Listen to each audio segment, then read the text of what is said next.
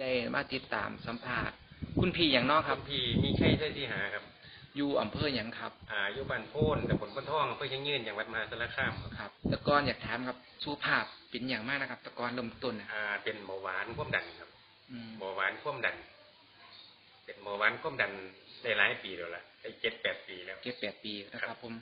วันนี้ครับคุณพี่ตรงนี้ขามีแผลเกิดย้อนอย่างครับเกิดด้วยไปเครื่องตัดหญ้าครับลวดเสียบเลยเป็นหนองเป็นไข้ขาไข้เลยเป็นแผลไงเขาเลยไปพาครับไปพาออกไปพาเอาหนองออกครับก็รู้สึกพาเรารู้สึกว่าดีขึ้นบ้างตะกอนนะครับพาเรารู้สึกว่าตอนนั้นท่านได้ดีขึ้นนะครับครับก็เลยมาพ่อยาแฮปปี้วันเสริมอาหารแฮปปี้วันยาเสริมอาหารแฮปปี้วันของเขาเนี่ยแหละก็เลยลองไม่กินเบิ่ง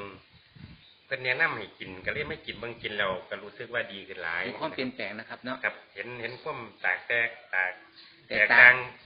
แต่ก่อนนะครับแต่ก่อนนี่มันสิบ่เป็นแบบนี้นะครับเป็นแบบไหนนะพี่แต่ก่อนนี่มันเป็นเขาเป็นวิ่นเป็นเวียนนะเป็นนาเมือดนาอย่างนะครับวันนี้เขาไม่กินแฮปปี้วันแล้วนี่มันสิแตกต่างกันว่าสุขภาพร่างกายมันสิแข็งแรงมันสิบ่เมียบ่ล่านะครับครับผมมันสิดีก็แต่ก่อนนะครับเป็นความเปลี่ยนแปลงเนาะครับครับความเป็นแปลง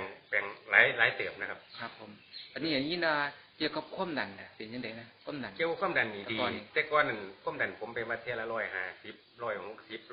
140ตัวนี้เดี๋ยวอยู่120กว่า120ครับอาการกับว่าเมื่อยเก่าอาการบ่เมื่อยคือเก่าเบาหวานนั่นคือกันเบาหวานนี่ของผมเทละ300กว่า200กว่าตัวนี้ลดลงมาเทละ120บ้างหันผมไปตรวจน้ำตาล117ครับผมเดี๋ยว117ได้ช่วงที่ผ่านมาบ้างหันครับก่อนกินเสริมอาหารไม่ว่ามีอาการผลข้างเคียงอื่นมาอาการวูบอาการวิงเวียนเพราะว่าครับก่อนที่เขากินนี่ก่อนเขาท่านได้กินครับก่อนเขาท่านได้กินนี่มีอาการวิงเวียนขึ้นนะก่อนท่านได้กินแฮปปี้วันนี่ครับผมบัดนี้ผมไม่กินแฮปปี้วันนี่รู้สึกว่าอาการที่ดีขึ้นแผลงที่นี่ตะกี้ยังไงที่กะขึ้นมาแล้วครับกับพวกเขามาหลายแล้วรู้สึกว่าดีขึ้นเซลล์กำลังครับเซลล์กำลังสร้างเนี่ยขึ้นมากระตุ้นโอ้ครับกำลังหุ่มดีขึ้นนะครับครับผมแผลแต่ก่อนแผลมันใหญ่ระบบแผลมันใหญ่กว่านี้วันนี้มันคอยหุ่มเขามากวันนี้ครับพุทธายนะจากฝากกับคนที่กำลังติดตามวิโอเนี่ยครับว่าครับผมฝากสิ่งดีๆครับที่เป็นวิทยาทานสำหรับคนที่เป็นประคายขึ้นกันกับพุ่งพีนี่ครับครับผมอันที่ฝากวิทยาทานให้เนาะครับเนาะ